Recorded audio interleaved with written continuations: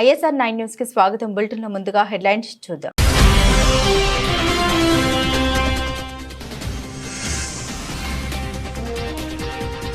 Delhi assembly ఎన్నికల్లో BJP Jayabheri. విజయోత్సవ సభకు హాజరైన ప్రధాని మోదీ.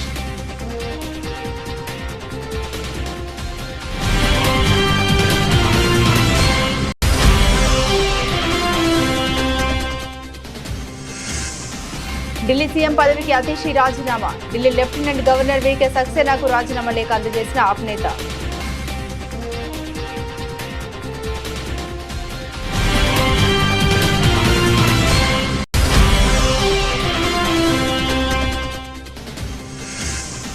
బీసీ కమిషన్ సంఘాల ప్రతినిధులతో మంత్రి పొన్నం ప్రభాకర్ సమావేశం. బీసీల సాధికారతపై వారి సూచన సీఎం దృష్టికి తీసుకెళ్తామని హామీ.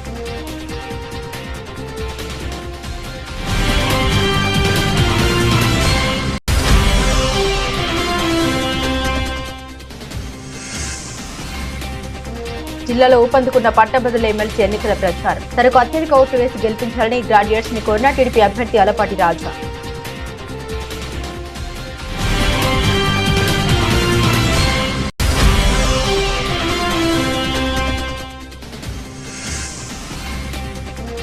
ఢిల్లీ ఎన్నికలను తెలంగాణ ఎన్నికలతో పోల్చిన బిడ్డూ రమణ, మహేష్ కుమార్ గౌడ్. తెలంగాణలో బీజేపీ ఎప్పటికీ అధికారంలోకి రాదని వ్యాఖ్య.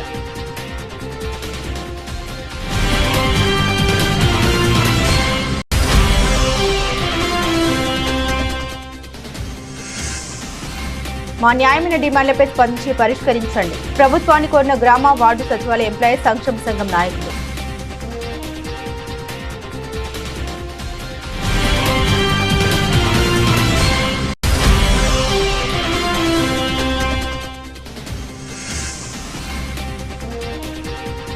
కల్హజీ స్థానంలో గెలిచిన కాతేశి ధ్యాన్సులు. సిగ్గు లేకపోతే సరి అంటూ స్వాతి మలివాల్ విమర్శలు.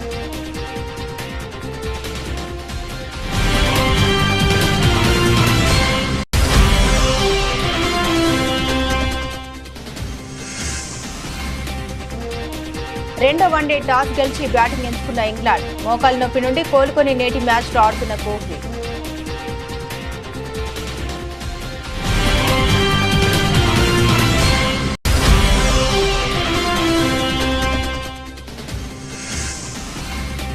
గత వారం రోజుల్లో 2000కు పైగా పెరిగిన గోల్డ్. తమ వ్యాపారం పడిపోయిందని వాపోయిన వ్యాపారస్తులు.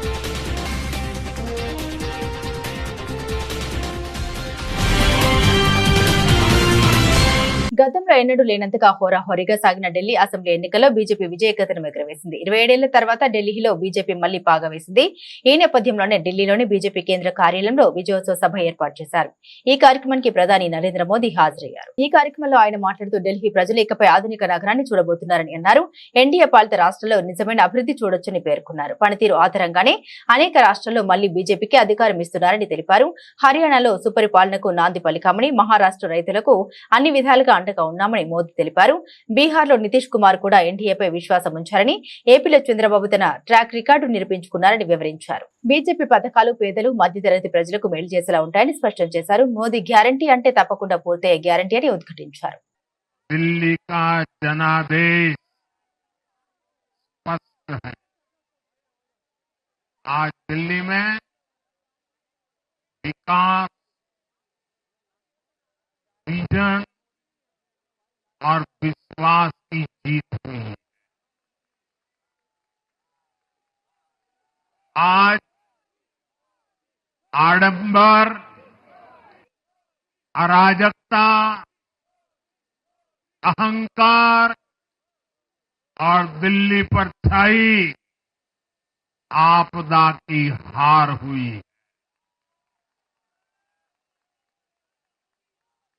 इस नतीजे में भाजपा के कार्यकर्ताओं की दिन रात की मेहनत, उनका परिश्रम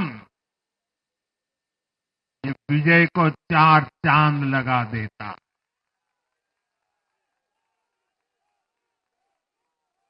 और आप सभी कार्यकर्ता इस विजय के हकदार हैं। मैं भाजपा के प्रत्येक कार्यकर्ताओं भी आप सबको ये विजय की बहुत बहुत बधाई देता हूं और आप सबने हर परिवार में मेरा एक पत्र पहुंचाया था और मैंने दिल्ली से प्रार्थना की थी कि 21वीं सदी में भाजपा को सेवा का अवसर दीजिए, दिल्ली को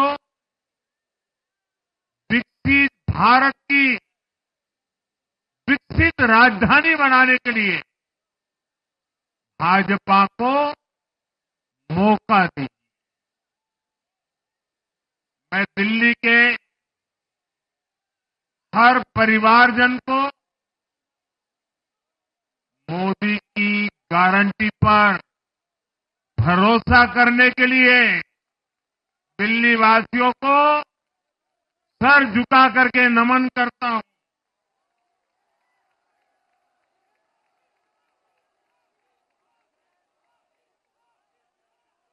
मैं दिल्ली वासियों का आभार व्यक्त करता हूं। साथियों, दिल्ली ने दिल खोलकर हमें प्यार दिया।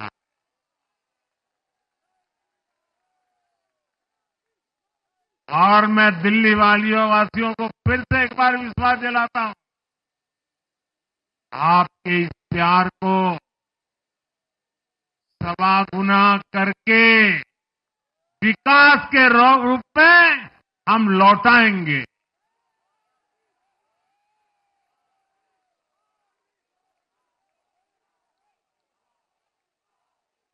दिल्ली के लोगों का ये प्यार, ये विश्वास हम सभी पर एक कर्ज है। इसे अब दिल्ली की डबल इंजन सरकार, दिल्ली का डबल तेजी से विकास करके चुकाएगी। ఢిల్లీ ముఖ్యమంత్రి పదవికి ఆమ్ ఆద్మీ పార్టీ సీనియర్ నేత ఆతిషి మార్లెనా రాజీనామా చేశారు. ఈ మేరకు ఆదివారం ఉదయం ఢిల్లీ లెఫ్టినెంట్ గవర్నర్ వీకే సక్సేనాకు తన రాజీనామా పత్రాన్ని అందించారు. అసెంబ్లీ ఎన్నికల్లో ఓటమి నేపథ్యంలో ఆతిషి సీఎం పదవికి రాజీనామా చేశారు. ఈ సందర్భంగా ఆతిషి మాట్లాడుతూ అసెంబ్లీ ఎన్నికల్లో ఓటమి తమ పార్టీకి పెద్ద ఎదురుదెబ్బ అని వ్యాఖ్యానించారు. పార్టీ ఓటమి పాలైనప్పటికీ బీజేపీ అక్రమాలు, అవినీతిపై తాము చేస్తున్న పోరాటం మాత్రం ఆపబోమని స్పష్టం చేశారు. పార్టీలో కీలక నేతలు ఓడిపోవడం విచారకరమని అన్నారు. తనపై నమ్మకంతో గెలిపించిన కల్కాజీ ఓటర్లకు ఆతిషి మరోసారి ధన్యవాదాలు తెలిపారు. కాగా ఢిల్లీ లిక్కర్ స్కామ్ కేసులో జైలు పాలైనప్పటికీ సీఎం పదవిని అంటిపెట్టుకుని ఉన్న కేజ్రీవాల్ బెయిల్ పై బయటకు వచ్చాక రాజీనామా చేశారు. పార్టీ సీనియర్ నేత ఆతిషిని ముఖ్యమంత్రి పదవిలో కూర్చోబెట్టారు. అనూహ్యంగా దక్కిన సీఎం పదవిలో బాధ్యతగా పనిచేస్తూనే ఎన్నికల తర్వాత మళ్లీ కేజ్రీవాల్ సీఎంగా ప్రమాణ స్వీకారం చేస్తారని ఆతిషి చెబుతూ వచ్చారు.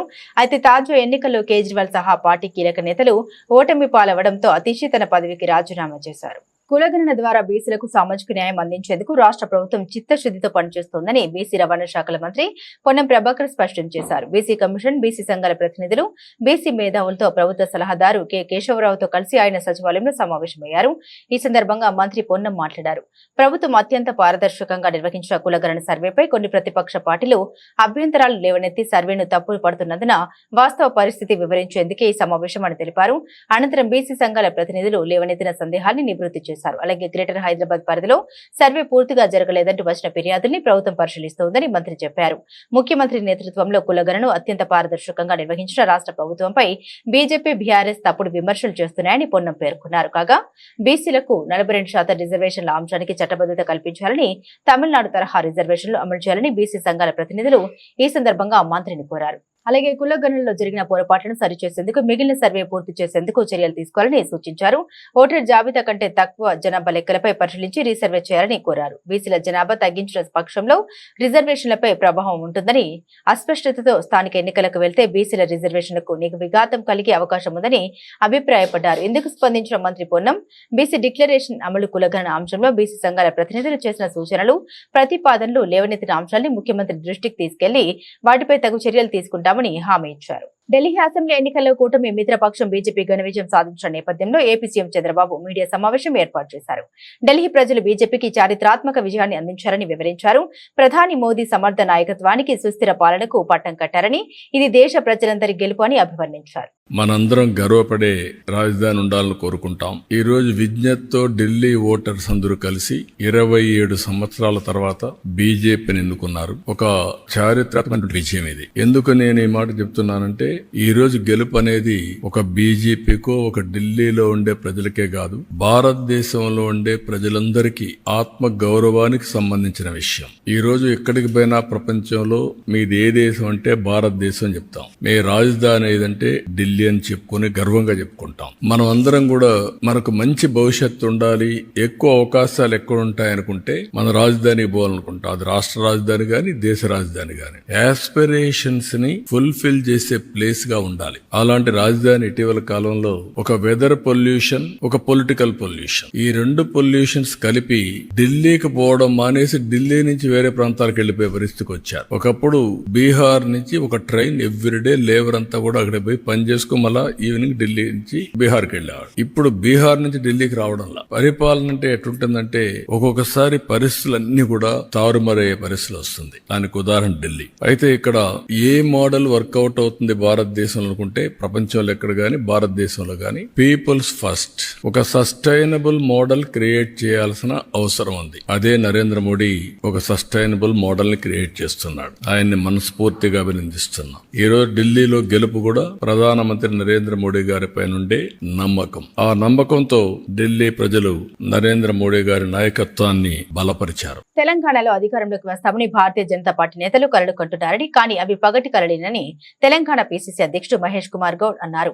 ఢిల్లీ అసెంబ్లీ ఎన్నికల ఫలితాలపై పలువురు తెలంగాణ బీజేపీ నేతలు స్పందిస్తూ తెలంగాణలోనూ అధికారంలోకి వస్తామని ధీమా వ్యక్తం చేశారు. వారి వ్యాఖ్యలపై మహేష్ కుమార్ గౌడ్ స్పందించారు. ఢిల్లీ ఎన్నికలు తెలంగాణ ఎన్నికలకు చాలా తేడా ఉంటుందని ఆయన అన్నారు. ఢిల్లీలో ఎన్నికల ఫలితాలను చూసి బీజేపీ నాయకులు ఆనందిస్తూ ఉన్నారని, కానీ మన రాష్ట్రంలో ఎప్పటికీ గెలవలేరన్నారు. ఢిల్లీ ఎన్నికలను పోల్చుతూ ఇక్కడ బీజేపీ నేతలు ఆనందపడడం విడ్డూరంగా ఉందని ఆయన వ్యాఖ్యానించారు. అరవింద్ కేజ్రీవాల్ స్వయంకృత అపరాధమే ఆమ్ ఆద్మీ పార్టీ ఓటమికి కారణమన్నారు. ఢిల్లీలో జరిగిన ఎన్నికల్ని చూసుకుని, అక్కడ ఫలితాలను చూసుకుని బీజేపీ నాయకులు అమితానందపడుతూ ఉన్నారు. ఢిల్లీలో జరిగిన ఎన్నికల్ని తెలంగాణతో పోలుస్తూ ఉన్నారు. తెలంగాణ రాజకీయ రంగంలో ఎప్పటికి కూడా బీజేపీ అధికారంలోకి వచ్చేటువంటి అవకాశమే లేదు. తెలంగాణ జనాభా ఉన్నటువంటి పరిస్థితి, జనాభాలో తెలంగాణలో ఉన్నటువంటి రాజకీయ పరిస్థితి దృష్ట్యా ఈ రాష్ట్రంలో ఎప్పటికి కూడా బీజేపీకి అలాంటి అవకాశం వచ్చే పరిస్థితే లేదు. తెలంగాణలో కాంగ్రెస్ పార్టీ ఇస్తున్నటువంటి 6 గ్యారంటీలు, రైతు బంధు, రుణమాఫీ, ఇందిరమ్మ ఇల్లు, రేషన్ కార్డులు, ఇవన్నీ కూడా ప్రజల గుండెల్లో ఇవాళ నానుతున్నటువంటి సందర్భాలు. ఇంత చక్కటి అభివృద్ది కార్యక్రమాలు, సంక్షేమ కార్యక్రమాలు ఇస్తున్న కాంగ్రెస్ పార్టీని ప్రజలు మరొకసారి గెలిపిస్తారని చెప్పడంలో ఏమాత్రం అనుమానం లేదు. బీజేపీ నాయకులు కంటున్నట్టు పగటి కలలుగానే మిగిలిపోయే అవకాశం ఉంది. ఇక కేటీఆర్ పరిస్థితి, బీజేపీని అభినందించలేక లోపట ఆనందపడుతూ ఆయనకాయన ఊహాలోకంలో మాట్లాడుతూ ఉన్నాడు. కేటీఆర్ శకం ఈ రాష్ట్రంలో ముగిసింది. కాంగ్రెస్ పార్టీ ఇస్తున్నటువంటి సంక్షేమ అభివృద్ది ఫలాలు వచ్చే ఎన్నికల్లో కూడా మళ్లీ కాంగ్రెస్ పార్టీని అధికారంలోకి తీసుకొస్తాయి. ఇదే మాదిరిగా దేశవ్యాప్తంగా కూడా రాను రోజుల్లో కాంగ్రెస్ పార్టీ పుంజుకుంటుందని చెప్పడానికి ఏమాత్రం అతిశయోక్తి కాదు. రాష్ట్రంలో ఉన్నటువంటి పరిస్థితులు, ఢిల్లీలో ఉన్నటువంటి పరిస్థితులు వేరు. దక్షిణ భారతంలో కర్ణాటక గాని తెలంగాణని కాంగ్రెస్ పార్టీని ఆదరించినారు, భవిష్యత్తులో ఆదరిస్తారు.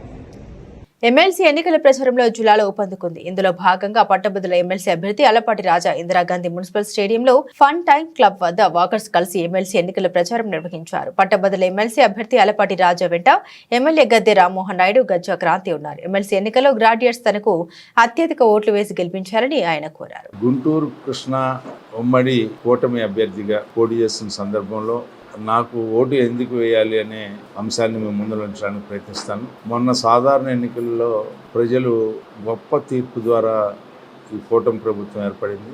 మంచి ప్రభుత్వంగా గత 7 నెలల నుంచి కొనసాగుతుంది. ఈ నాయకత్వాన్ని మరొకసారి బలపరచాల్సిన అవసరం, ప్రగతికి ఓటేయాల్సినటువంటి అవసరం, మంచి ప్రభుత్వాన్ని కాపాడుకోవాల్సినటువంటి అవసరం.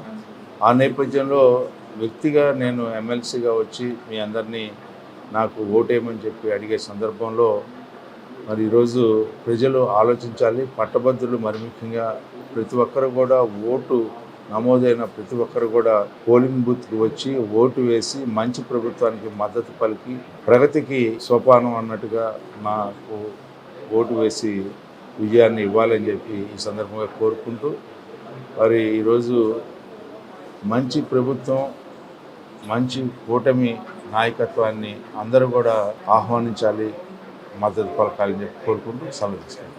ఈరోజు ఇందిరాగాంధీ మున్సిపల్ స్టేడియంలో వాకర్స్ అసోసియేషన్ వారు ఏర్పాటు చేసిన ఈ కార్యక్రమం, ఇక్కడ ముఖ్య అతిథి ఆలపాటి రాజేంద్ర ప్రసాద్ గారికి మద్దతు తెలుపుతా ఈరోజు క్యాంపెయినింగ్ చాలా దురుసుగా సాగాలని చెప్పి ఇక్కడ సపోర్ట్ చేసిన వాళ్ళందరికీ కూడా చాలా చాలా ధన్యవాదాలు. మెయిన్గా ఇవాళ రాజేంద్ర ప్రసాద్ గారు ఒక మెయిన్ పాయింట్ చెప్పారు మనందరికీ కూడా. యువత అనేది పాలిటిక్స్ కి దూరంగా ఉండటం ఏ రాష్ట్రానికి ఏ దేశానికి మంచిది కాదు. ఎందుకంటే యువత అనేది కంట్రీకి బ్యాక్ బోన్, ఒక వెన్నుపూస లాంటిది. అలాంటిది యువత ప్రక్షాళన చేసి మంచి రాజకీయ నాయకుల్ని ఎన్నుకోవాలి, మంచి ప్రభుత్వాన్ని ఎన్నుకోవాలి. అందుకే ఒక అవగాహన అనేది తప్పనిసరిగా ఉండాలి. జనరల్ ఎలక్షన్స్ లోనే కాదు, ఎమ్మెల్సీ ఎలక్షన్స్, కార్పొరేషన్ ఎలక్షన్స్, ఈ ఎలక్షన్స్ అన్నిట్లో కూడా యువత అనేది జోరుగా పాల్గొని మంచి మంచి రాజకీయ నాయకుల్ని ఎన్నుకోవాలని, ముందుకు రావాలని అందరినీ ప్రార్థిస్తున్నాను. ఎందుకంటే ఇప్పుడు కూటమి ప్రభుత్వం వచ్చిన తర్వాత చాలా చాలా చాలా మంచి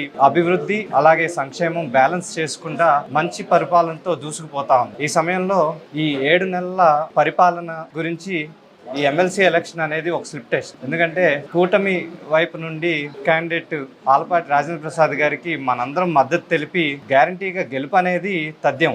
కానీ మంచి మెజారిటీతో గెలిపిస్తే అది మన ప్రభుత్వానికి ఇప్పటివరకు 7 నెలల్లో దాదాపుగా 6 లక్షల కోట్ల ఇన్వెస్ట్మెంట్స్ తీసుకొచ్చారు. అలాగే 4 లక్షల ఆడ్ జాబ్స్ సృష్టించడం జరిగింది. అలాగే యువతకి దగ్గర ఈ 5 ఏళ్లలో 20 లక్షల జాబ్స్ వరకు సృష్టించడానికి చాలా జోరుగా ముందుకు సాగుతా ఉన్నారు. ఈ టైంలో మనందరికీ ఉమ్మడి కృష్ణా గుంటూరు జిల్లాలందరికీ కూడా ఇదొక పరీక్ష. జోరుగా ఓటేయటానికి అందరూ కూడా ముందుకు రావాలి. మెయిన్ ఎమ్మెల్సీ ఎలక్షన్ లో మనకి ఎప్పుడు కూడా ఓట్ పర్సంటేజ్ అనేది చాలా తక్కువగా ఉంటుంది. ఈసారి అలా జరగకూడదు. ఎందుకంటే ఎమ్మెల్సీ అనేది పెద్దవారి కౌన్సిల్, దానిలో కూడా మన కూటమి ప్రభుత్వం మార్క్ అనేది ఉండాల్సిందే. బిల్స్ అనేవి చక్కగా పాస్ అవ్వాలంటే, ఇంకేమన్నా మనం పనులు చేయించుకోవాలన్నా, డెవలప్మెంట్ అభివృద్ధి ముందుకు సాగాలన్నా కూడా మన కూటమి క్యాండిడేట్స్ కౌన్సిల్లో ఉండటం మనకు చాలా ముఖ్యం. అందరూ కూడా నిర్లక్ష్యం చేయొద్దు. ఓటింగ్ అనేది 27వ తారీఖున జరగబోతా ఉంది. ప్రయారిటీ బేసిస్లో ఉంటుంది ఈ ఓటింగ్. మన జనరల్ ఎలక్షన్స్ లాగా టిక్ పెట్టి వచ్చేయటం కాదు. అందరూ కూడా ప్రయారిటీ నెంబర్ 1 మీద ఆలపాటి రాజేంద్ర ప్రసాద్ గారికి ఓటేయాలని కోరుకుంటూ ఇట్లు మీ గద్దె క్రాంతి కుమార్. మాజీ సీఎం వైఎస్ జగన్ విద్యా వ్యవస్థను ఎంతగానో అభివృద్ధి చేశారని ఎమ్మెల్సీ పర్వతరెడ్డి చంద్రశేఖర్ రెడ్డి అన్నారు. విద్యకు అధిక ప్రాధాన్యమిచ్చి పిల్లలకు గొప్ప చదువులు అందించారని, కానీ నేడు చంద్రబాబు వచ్చాక మొత్తం విద్యా వ్యవస్థను భ్రష్టు పట్టించారని విమర్శించారు. స్కూళ్లను మూయించేందుకు కుట్ర పన్నుతున్నారని ఆరోపించారు. మీ అందరికీ తెలుసు, మాజీ ముఖ్యమంత్రి వర్యులు జగన్మోహన్ రెడ్డి గారు ఎడ్యుకేషన్ సిస్టమ్కి ఎంత ప్రయారిటీ ఇచ్చినారన్నది అందరికి కూడా తెలుసు.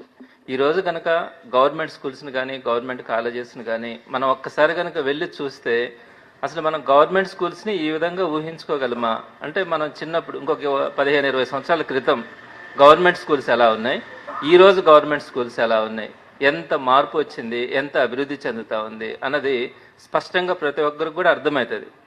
అయితే జగన్మోహన్ రెడ్డి గారు అనేక సంస్కరణలను తీసుకొని వచ్చి విద్యా విప్లవాన్ని తీసుకొని వచ్చారు.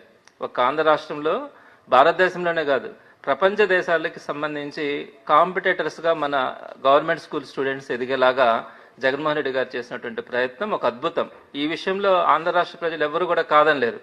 చంద్రబాబు నాయుడు గారు 100 సంవత్సరాలు సీఎంగా ఉన్నా కూడా ఆయన ఇంత గొప్పగా గవర్నమెంట్ ఎడ్యుకేషన్ సిస్టమ్ని మార్చే అవకాశం అయితే లేదు. అయితే ఈ 9 నెలల్లో, అంటే సుమారుగా 8 నెలల్లో మాత్రమే పూర్తయింది.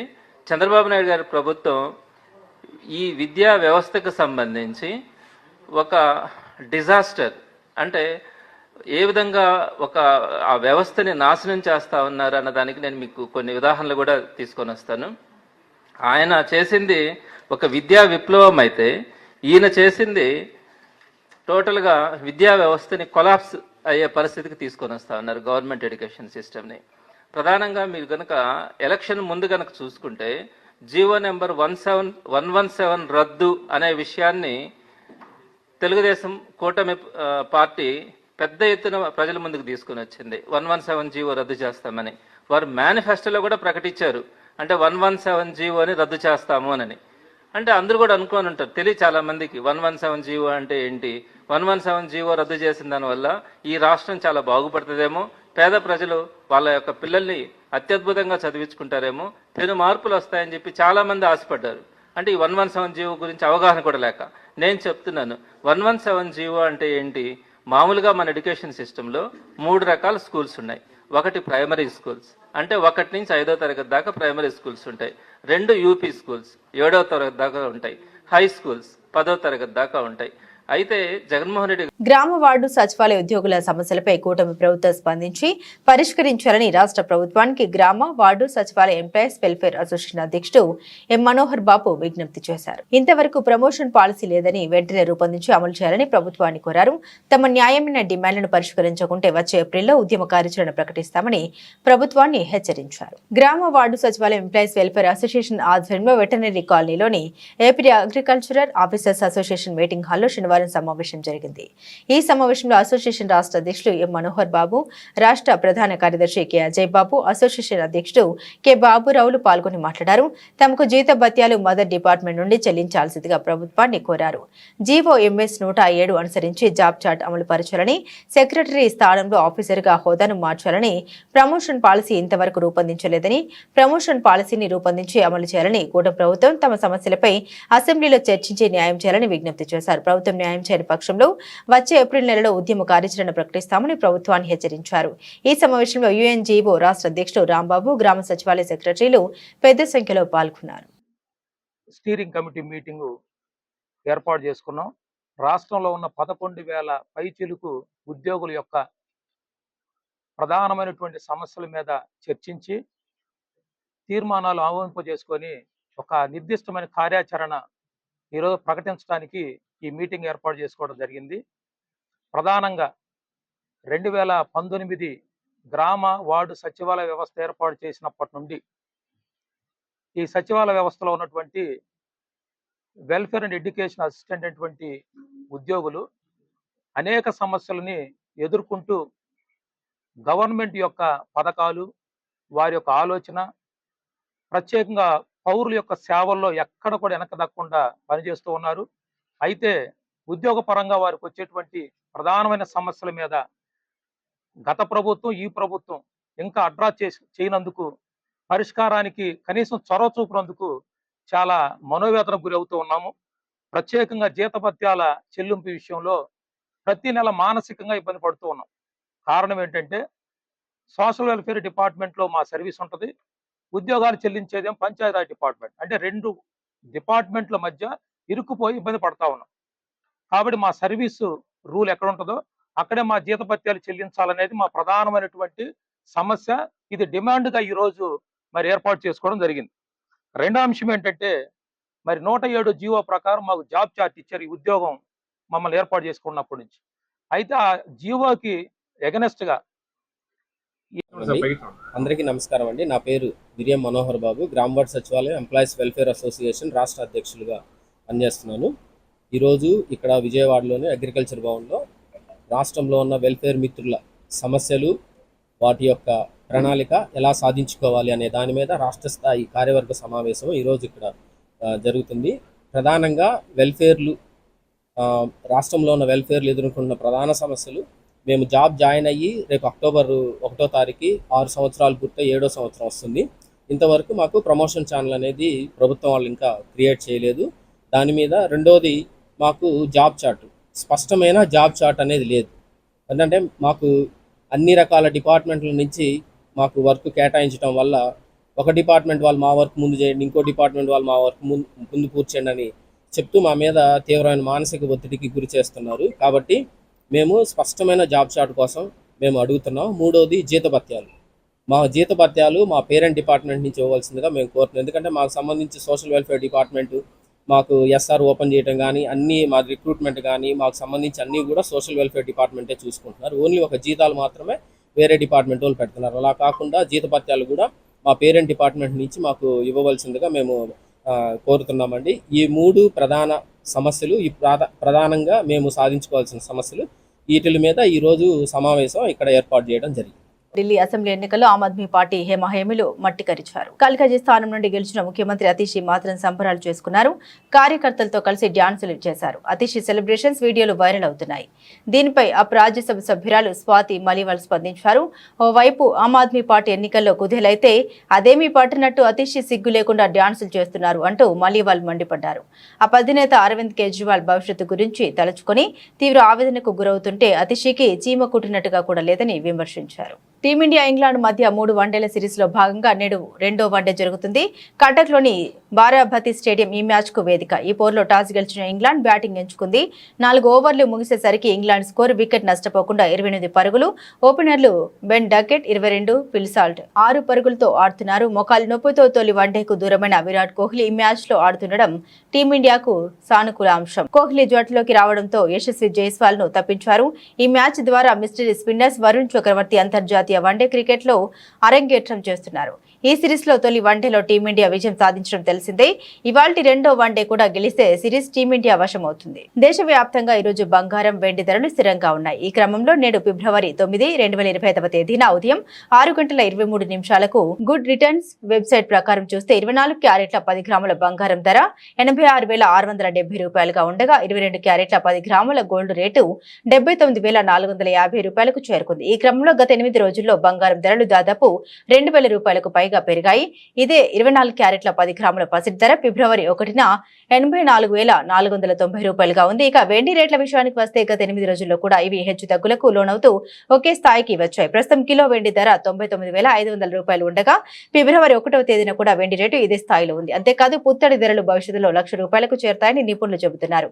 ఈ క్రమంలో బంగారం ధర క్రమంగా పెరగడం వల్ల గత 8 రోజుల్లో తమ వ్యాపారం 25% పడిపోయిందని పలువురు వ్యాపారులు అన్నారు. పెళ్లిళ్ల సీజన్ కావడంతో కస్టమర్ల రాక బాగానే ఉంది. కానీ ప్రస్తుతం 22 క్యారెట్ల బంగారు ఆభరణాలకు బదులు అనేక మంది 18 క్యారెట్ల బంగారు ఆభరణాల వైపు మొగ్గు చూపుతున్నారని వెల్లడించారు. ఈ క్రమంలో ప్రస్తుతం బంగారం ధరల పెరుగుదల ట్రెండ్ కొనసాగుతుందని అన్నారు.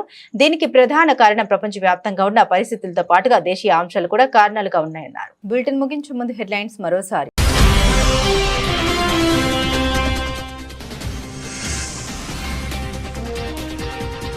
ఢిల్లీ అసెంబ్లీ ఎన్నికల్లో బీజేపీ జయభేరి. విజయోత్సవ సభకు హాజరైన ప్రధాని మోదీ.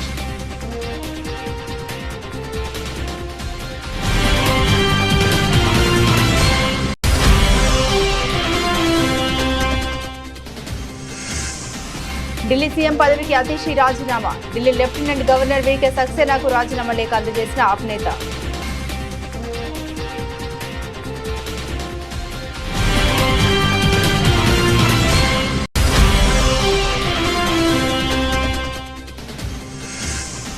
బీసీ కమిషన్ సంఘాల ప్రతినిధులతో మంత్రి పొన్నం ప్రభాకర్ సమావేశం. బీసీల సాధికారతపై వారి సూచన సీఎం దృష్టికి తీసుకెళ్తామని హామీ.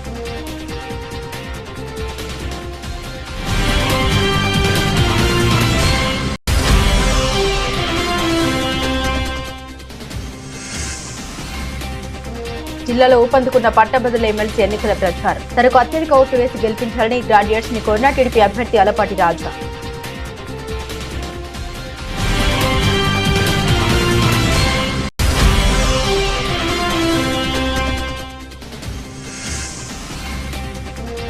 ఢిల్లీ ఎన్నికలను తెలంగాణ ఎన్నికలతో పోల్చిన బిడ్డు రమణ, మహేష్ కుమార్ గౌడ్. తెలంగాణలో బీజేపీ ఎప్పటికీ అధికారంలోకి రాదని వ్యాఖ్య.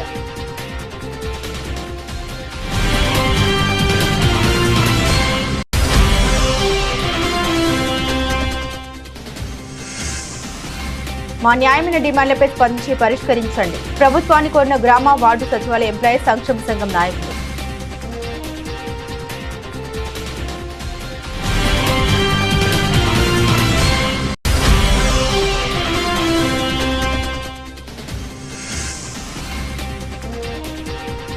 కల్కాజీ స్థానంలో గెలిచిన కాతేషి డ్యాన్సులు. సిగ్గు లేకపోతే సరి అంటూ స్వాతి మలివాల్ విమర్శలు.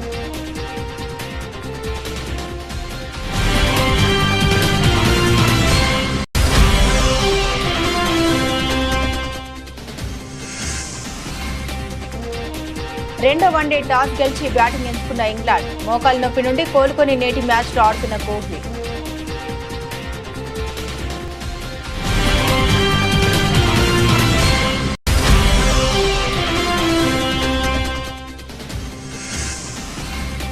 గత వారం రోజుల్లో 2,000కు పైగా పెరిగిన గోల్డ్. తమ వ్యాపారం పడిపోయిందని వాపోయిన వ్యాపారస్తులు.